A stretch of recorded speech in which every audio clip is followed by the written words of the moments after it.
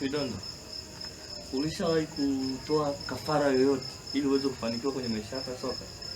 Hapana, Jawahi kabisa. Kwanza niseme kama alivyojibu awali Jabir kwamba mimi namshukuru Mungu nimepata bahati ya kupitia ngazi zote za mchezaji wa mpira. Hicho ndio kitu kubwa, sijawahi kuona sacrifice ya kitu chochote. Kwa nimejifunza mpira nikiwa kwenye umri mdogo sana. Na kingine nichangia kwamba imani yako inakupeleka kutokana na watu pia ambao ulipoishi. Kama ukiwa una confidence, kitu ujui ukifanya unaamini kwamba miujiza ndio kufanya wewe vile, sidhani kama unaweza kwa nani ukaacha kuamini vile vile. Hapo kwa sisi tulivyokuwa wadogo inakuwa ngumu sana kufanya vitu kwa sababu sisi tumepitia ngazi fulani. Sisi mtu anatusimamia alikuwa ni watu wa dini sana. Lakini vya pamoja ushakufanya? Hapana. Hajaitwa baadaye sana. Waje kuoga unisepe hapa. Baadaye sana kwenye hizi timu kubwa hizi. Hayo mambo yakatokea hapa bwana.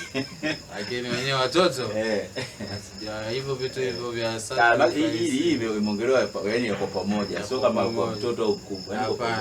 Yaani huko ulipotoka huko juu lakini ulikushakutana navyo. Uko juu sio kusema. Yaani hajaletwa navyo juu huko. Hajaletwa mtu kufanya jambo lolote sehemu. Uko juu analetwa haya mambo mengine aliko juu analetwa watu wengi sana. Haya ni mambo mengi sana ya kisiri hizi klabu. Tuyaache. Lakini katika hilo ulikuwa yani hata mara moja wakati wanakuja wale watu wanasema bwana tufanye hiki tuchome au tuoge tufanyeje, lakini hata mara moja ukuwahi kuamini kwamba kilileta manufaa, yani kilileta yani matokeo chanya kwa kile ambacho wale wamekifanya? Hujawahi kuamini hata siku moja? Au kila kitu kinatokea ulikuwa unaona ni kawaida? Unajua kila katika maisha au katika sisi binadamu tumeomba kila mtu ana imani yake. Imani ndio kinamata sana katika maisha. Mimi kama mimi, lakini kuna mazoea watu kila siku jambo hilo baadaye likupe imani. Unaangalia mtu anakuja anakuambia leo mnashinda 3 na kweli zinatokea 3. Leo mnashinda 1 au mechi mnafungwa. Baadaye mimi na imani afu hiyo mtu akisema kile hicho ni attitude sasa. Ukibadilika inakuwa sio imani, ni tabia. Lakini imani ni kitu ambacho sasa kwa nini wakati wale wanakuja anakuambia oga hiyo ulikuwa unaoga, kwani usikatae kati imani yako haitaki? Imani yangu mimi nasema hata kama au ndio usipooga tena uchezi na mpunga ukiingia tena umekatwa au upate kabisa, kwa nini hujaoga? Wanakuambia na miguu unaichukua na mikono unapita huko. Lakini ndio ushafanya. Wewe shida usikitu kiingia mwilini tu. Na kila kitu Mwenyezi Mungu, hata kila kitu Mwenyezi Mungu. Kuna vitu vingi. Kuna hata maneno ya Mwenyezi Mungu mengine mtu anaweza kuamini. Unajua mwingine anakuambia hivyo. Hivyo ni kwa mimi nadhani tamaduni yetu ya Afrika. Hiyo ni tamaduni, hiyo ni culture ya mila na desturi. Sawa, inafahamika. Mimi swali langu ni moja kwamba kuna mtu ukimwambia no kulicruit pamoja hivi sijui weka udi hizo tunafanya. Usikimbie katika madamu. Yaani madamu ni kwamba nakuuliza. Je, katika vile vitu wale watu wakati wanakuja usumekiri kwamba kweli walikuwa wanakuja kwenye club hivi wanafanya vitu, si ndio? Tuko hapo tuko pamoja. Je, vile vitu vikishafanyika vimeleta chanya kama kashakuja mtaalamu bwana leo mnacheza hii mechi nashinda goli 2.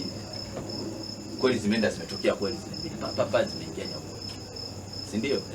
Sasa je, ukishatoka pale vipi imani yako kwa yule jamaa kuja kuleta ile habari? Kipindi hicho katika sema vile namshakiwa na bonus pale, mzigo kitosha na mzigo umepata, utaacha kumwamini yule mtu? Mkisinda hivyo kama mechi 2-3 siku usipomwona unaweza kuuliza meneja yule jamaa yuko kwa umeshiriki wala swali ulizwa kwa kipi yako hapo chiki.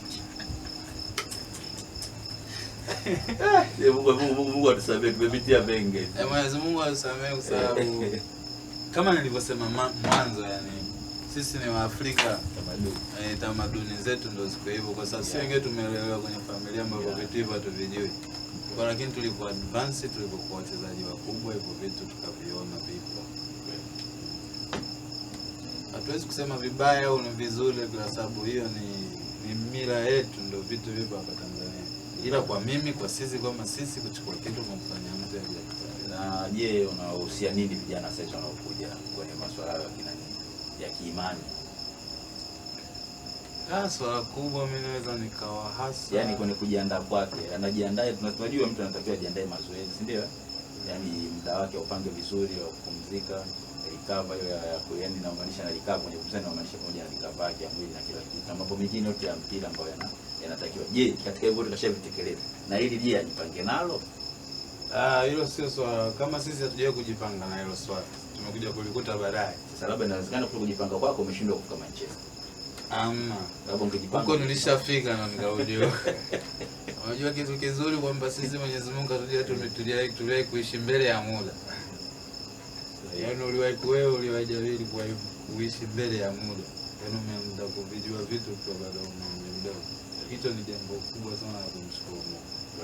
Kuhusu hayo maswala sijui ya wiki ya nini hivyo vitu vyote wewe mpaka kwa mimi nasema riziki ndio Mwenyezi Mungu, hicho ni cha kwanza. Alafu as long as wewe unapumua, kila binadamu kaikiwa riziki yake na Mwenyezi Mungu. Riziki inaisha kitendo umefariki au upo kwa dunia. So tunarudi kule imani ya mtu. Mwingine anaweza kuswitch imani yake akaona mbona ukafanya hivi vimeenda. Umeshanielewa? Mbona amefanya hivi vimeenda. Lakini unatakiwa wanasema never change the lifestyle of yours. Do not change lifestyle yako ya maisha. Kama unaamini Mwenyezi Mungu ulikuwa unasali na msikitini au unaenda kanisani, wewe stick na hicho kitu. Na je, una watu ambao wanachanganya vitu vingi kwa pamoja. Maana yake tunaongelea Mungu alafu tunaongelea na kwa unashauri kwamba mtu kama kio kufanya hivyo ukio kwa Mungu kufanya hivyo, ndio? Inategemea na mtu. Mimi ni mtu wa Mungu, nitafanya Mungu. Kwamba wewe unafanya mambo yake, kila mtu ana imani yake. Kuna mwingine anaona akifanya yale ndio anaona, lakini kwa sisi watu wenye imani ya sisi na watu wa Kiislamu.